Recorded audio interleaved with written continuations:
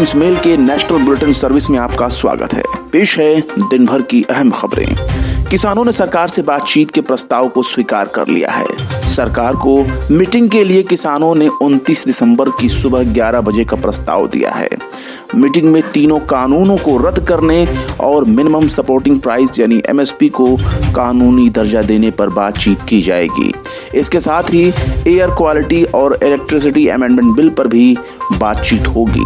संयुक्त किसान मोर्चा ने अपने प्रस्ताव में कहा है कि सरकार से किसानों की सुविधा के वक्त किसानों के मुद्दे पर बातचीत करने के लिए तैयार है, इसलिए सभी किसान संगठनों से बातचीत कर प्रस्ताव रख रहे हैं। हम फिर दोहराना चाहते हैं कि किसान संगठन खुले मन से बातचीत करने के लिए हमेशा से तैयार रहे हैं और रहेंगे। आपको बता दें कि किसानों और सरकार के बीच 6 दौर की बातचीत बेनतीजा रही, लेकिन 2 दिन पहले ही एक बार फिर सरकार ने किसानों से बातचीत करने का प्रस्ताव दिया था। इसी प्रस्ताव पर शनिवार को अमल करते हुए संयुक्त किसान मोर्चा की मीटिंग हुई, जिसमें 40 किसान संगठन शामिल हुए। अब सबकी नजरें 29 दिसंबर को होने वाली सुबह 11 बजे की मीटिंग पर होगी।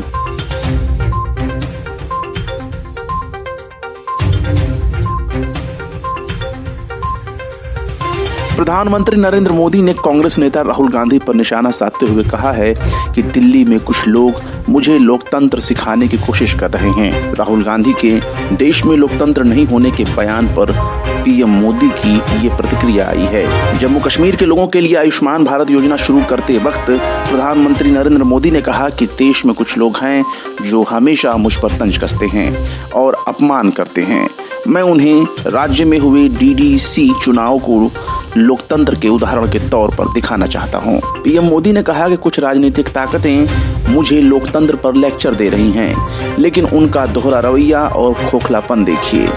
आप हैरान होंगे, सुप्रीम कोर्ट के आदेश के बावजूद वहां जो सरकार है स्थानीय निकाय चुनाव को लगातार टाल रही है। पीएम मोदी ने कहा कि जम्मू कश्मीर को केंद्र शासित राज्य घोषित करने के 1 साल के भीतर ही पंचायत स्तर के चुनाव आयोजित हो गए।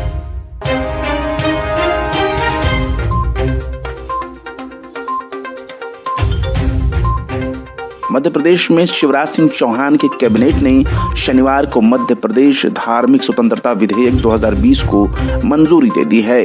मध्य प्रदेश के गृह मंत्री नरोत्तम मिश्रा ने कहा है कि अगर राज्य में कोई भी व्यक्ति किसी नाबालिग महिला या अनुसूचित जाति और जनजाति के सदस्य का जबरन धर्मांतरण करवाता है तो उसे कम से कम 2 से 10 साल तक की सजा हो सकती है और 50,000 रुपए तक जुर्माना भी भरना पड़ सकता है।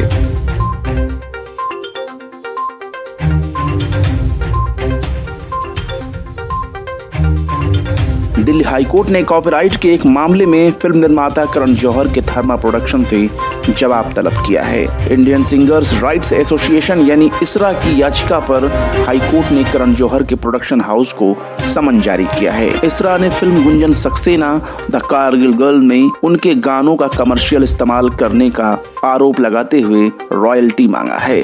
अदालत ने इस मामले की अगली सुनवाई के लिए 12 मार्च 2021 की तारीख तय की है। कोर्ट ने अगली सुनवाई तक इसरा को किसी भी तरह का हर्जाना देने से इनकार किया है। आपको बता दें कि इसरा ने इल्जाम लगाया है कि धर्मा प्रोडक्शन ने गुंजन सक्सेना द कारगिल गर्ल में 3 फिल्मों के 3 गानों का इस्तेमाल किया है। ये गाने AGOG यानी राम लखन, चोली के पीछे क्या है, खलनायक और साजन जी घर आए कुछ कुछ होता है शामिल है। धर्मा प्रोडक्शन की biopic Gunjan Saxena the Kargil girl पहले भी विवादों में रह चुकी है।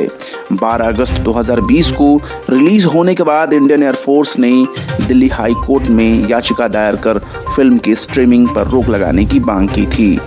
एयरफोर्स का इल्जाम था कि फिल्म में एयरफोर्स की गलत इमेज दिखाई गई है। फिल्म में दिखाया गया है कि एयरफोर्स में लेडीज के साथ भेदभाव किया जाता है। हालांकि कोर्ट ने इस फिल्म की स्ट्रीमिंग पर रोक लगाने से इनकार कर दिया था। खुद गुंजन सक्सेना ने भी अपने एक इंटरव्यू में फिल्म में दिखाए गए भेदभाव से इनकार किया था।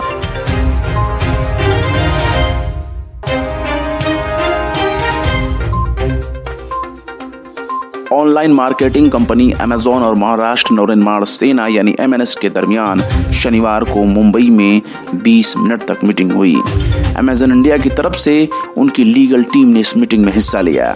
एमएनएस नेता अखिल चित्र ने कहा है कि उनकी पार्टी की तरफ से अमेजन के सामने 3 प्रस्ताव रखे गए हैं। हमारी पहली मांग है कि अमेजन अपने ऐप पर मराठी भाषा को भी जगह दे।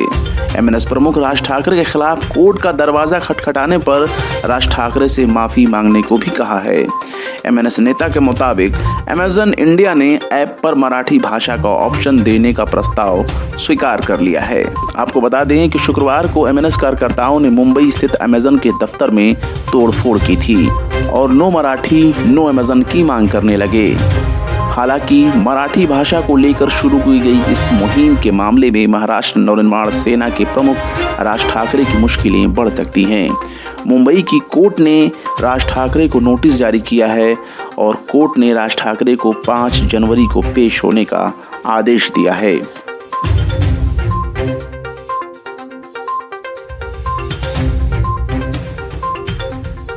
साउथ फिल्म इंडस्ट्री के मलयाली एक्टर अनिल पी अब इस दुनिया में नहीं रहे। पानी में डूबने की वजह से उनकी मौत हो गई। अचानक मौत की खबर आने से उनके फैंस काफ़ी दुखी हैं। क्रिसमस के मौके पर एक्टर का यूं चला जाना वाकई उनके फैंस के लिए गम की बात है।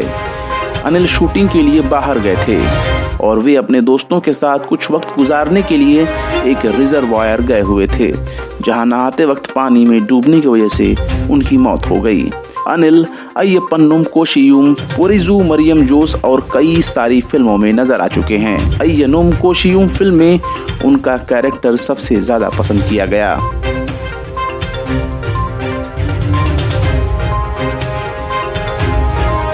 साउथ इंडियन सिनेमा के स्टार रजनीकांत की सेहत में सुधार आ रहा है। ब्लड प्रेशर की वजह से उन्हें अपोलो अस्पताल में भर्ती कराया गया है। तमिलनाडु के चीफ मिनिस्टर पलानी स्वामी ने फोन पर बातचीत कर रजनीकांत से उनका हाल चाल जाना और उनके स्वस्थ होने की कामना की।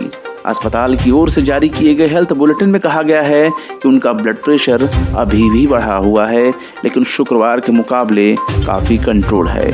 उनकी ब्लड प्रेशर की दवाओं में भी बदलाव किया जा रहा है और उनकी सेहत पर नज़र रखी गई है। उन्हें पूरी तरह से आराम करने के लिए कहा गया है और किसी को भी उनसे मिलने की इजाज़त नहीं है। अस्पताल ने कहा है कि ब्लड प्रेशर पर कितना कंट्रोल हो पाता है उससे देखने के बाद ही उन्हें अस्पताल से छुट्टी दी जाएगी। ये थी दिन भर की खास खबरें। हमारा ये बुलेटिन आपको कैसा लगा कमेंट बॉक्स में ज़रूर बताएं। आप हमारे चैनल को फेसबुक, ट्विटर, इंस्टाग्राम और टेलीग्राम पर भी फॉलो कर सकते हैं। देखते रहिए टाइम्स मेल।